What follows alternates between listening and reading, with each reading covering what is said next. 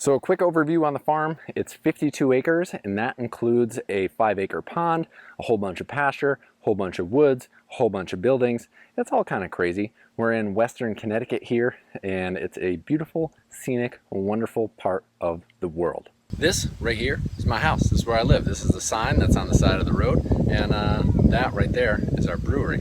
I live close enough to a brewery that anytime I want a beer, I can walk up and grab a beer.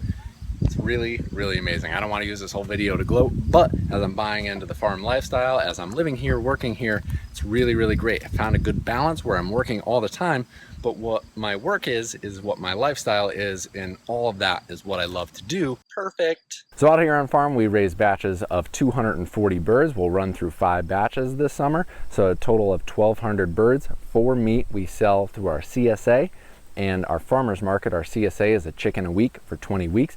The birds are raised out on grass for a number of reasons. And number one, because it makes them the most delicious bird you've ever had in your entire life. That's right, it's crazy. I've had a lot of compliments, people that, like, old ladies walk up to me and say, oh, I haven't had a bird this good and since my grandmother's house back in Italy. And that's something that means a lot to me. I put a lot of pride, a lot of effort into my birds, and it makes a real big difference. With being on grass every day, you can go to a health food store and buy a chlorophyll tablet and do a natural detox. Well, those birds are going through a natural detox every day because that chlorophyll helps flush anything bad out of their bodies through their digestive system, because they're on grass. They're eating grass every day, grass and forage and weeds and everything else that's on the ground, whatever they want, really. It's a big salad bar. But they have more omega-3 fatty acids, more beta carotene, and a lot more flavor. The birds move around more. With moving every single day, we move this entire row every single day, another 10 feet forward.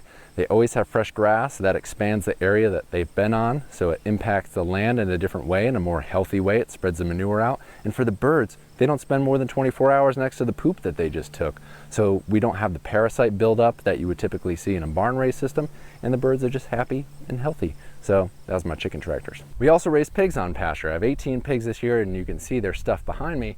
The reason why you don't see all the pigs hanging around the feeder is because they're in the woods. We had them in the hop yard at the beginning of the year to help us manage our hop yard. We're replanting 2 of the varieties and had the pigs chewing up that hop yard to get ready for the new fall planting that we're going to put in.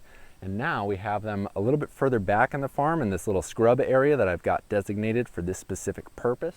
With the mobile fencing we use, we can keep those rotations moving. When they're younger, they move once a week. As they get older and they cause a little bit more damage and they eat a lot more, we move them more often. But they're in the scrub wood area where the trees are, big, and the pigs have lots of shade and lots of stuff to do and things to eat, and they eat a lot of the roots and bugs and worms and grass and even rocks. I've seen them eat rocks that are out on our pasture. And then we feed them organic non-GMO grain in this feeder right here. We fill up that feeder as needed, as the pigs want it. And they have a water system right here. And yeah, they're easy to move. The whole thing, mobile, light, and keep it moving. Same thing with the birds. You are what you eat. You are what you eat eats. The healthier I can feed my pigs, the better the pigs are going to be, the better they're going to taste, and the better product I have. We have 1.4 acres of high trellis hops. High trellis means that they're 18 feet tall. This string right here is 18 feet. Plants start at the ground every year and then grow up. We train them on a string made out of coconut husk called coir, and the plants themselves, the hills, the hop plants, spread by rhizome. They're rhizomatic, and they send out shoots. And those shoots we prune back to our favorite ones. We train them up on these coir, and then they grow. They put out flowers. Here's the flower, a hop cone, and then it's this hop cone that we use in the brewing process. Not just the hop cone, but specifically the little lupulin that's on the inside, the little yellow powder there. We're harvesting for that.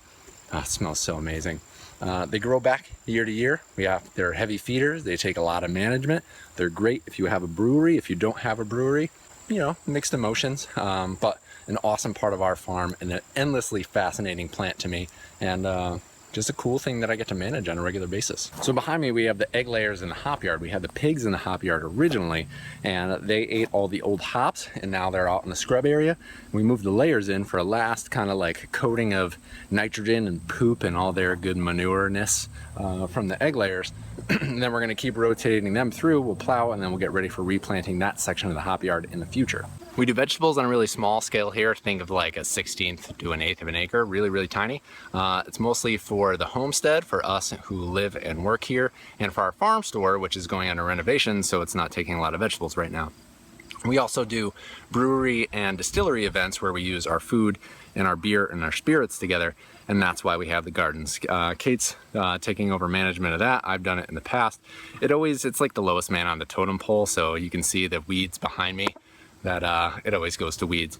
But with all the small scale intensive information that's coming out now, we're trying out new management techniques, new things, and we're just getting better at being vegetable growers. So we have 1.4 acres of apples for our apple orchard, which is for our distillery, Neversink Spirits, which is located off-site in another facility. Our orchard, which if you've seen in last videos, has suffered some damage from rodents and pests, and didn't go so well, and I'm kind of replanning, rethinking it. Found that permaculture orchard video from Stefan, and I'm triangling it out, right? You know, that's my house. I have a couple like 100-foot row, an 80-foot row, and a 50-foot row of that diverse polycultural orchard that I want to roll out on a larger scale in our orchard after I plan more of it this winter.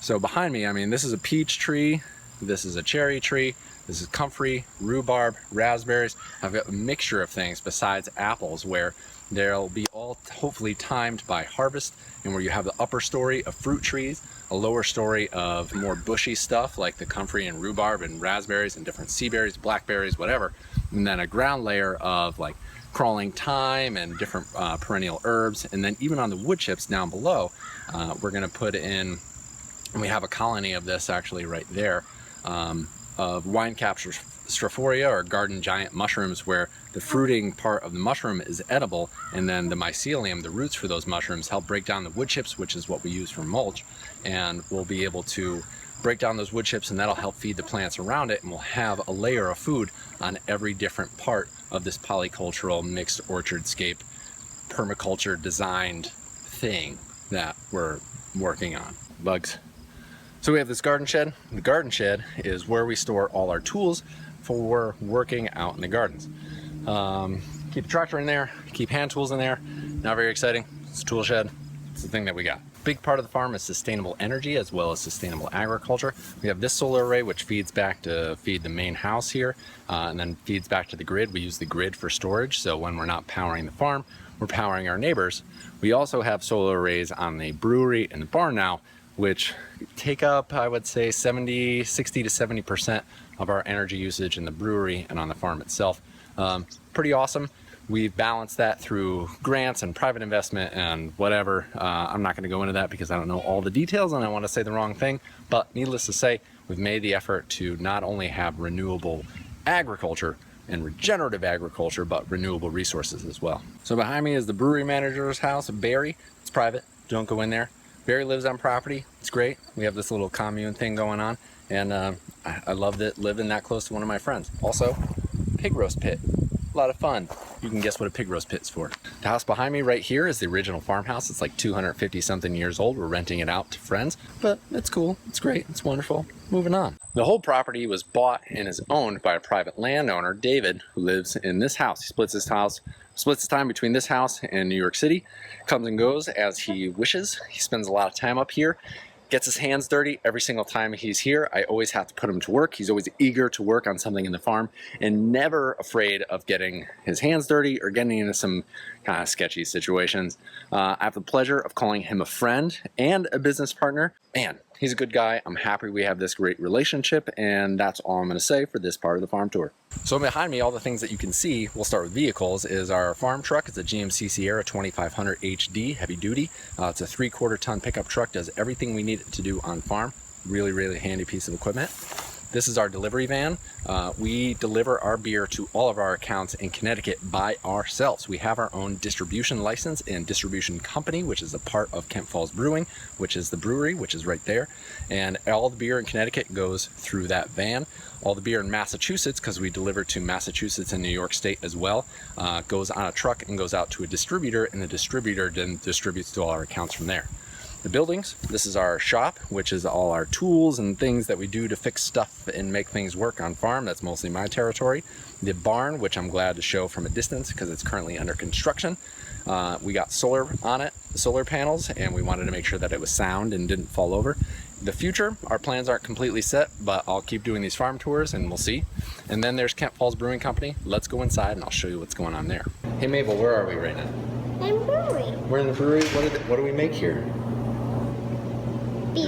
Beer. So the brewery behind me, and I'll do a more in-depth brewery tour in the future, but just the quick overview, we have lofted office space, we have a grain room back there. That grain that goes up through that pipe comes into this thing, goes down to a 15-barrel brew system, so this is the brew kettle and the water tun. They make young beer here, and that young beer gets sent over to a fermenter, where the beer is essentially sugar, water, or wort, young beer.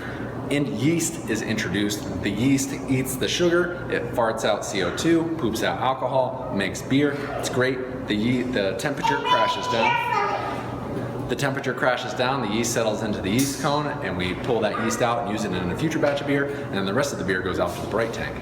The bright tanks are for any finishing touches where you're dry hopping or adding specialty ingredients. If it doesn't go to the bright tank, it could also go to our barrels. We have a barrel program where we have old wine barrels, white wine, red wine, port barrels, Mabel barrels, and then in here for anywhere from 3 months to a year, it gets bottled and then sent off to you guys. Like I said, more in-depth brewery tour in the future. Behind me is a solar thermal array, so water passes through or around those tubes and heats up by the sun, gets up to 180 degrees, and then is pumped into our brewery, so our beer is actually sun-powered. On the south side of the property, we have a 5-acre pond with some of the surrounding shoreline as part of the property.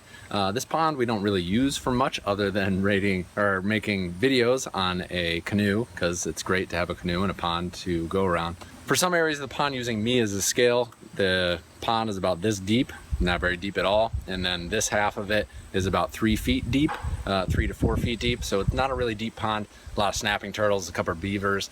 We have a blue heron, a mating pair of blue herons that lives on the pond and sometimes hangs out on the dock, which is way cool. But in general, you just nature pretty hard in this area. It's beautiful, it's scenic, and I can see it from my front porch. So hopefully that's a full farm tour. It was hard to put all this stuff in with how much we have going on into one single video. If you have any questions, leave them in the comment section below. If there's any particular part of my farm that you want to see more of, or you want more in-depth videos, I might have already created that video, or I haven't created it yet and I need to create it because you want to see it. So leave all of that in the comment section below. I'm pretty good at answering all the comments. Thank you for taking the time to explore my farm. I didn't get every single detail, but it was a good overview. And until next time, I'll see you guys out in the field.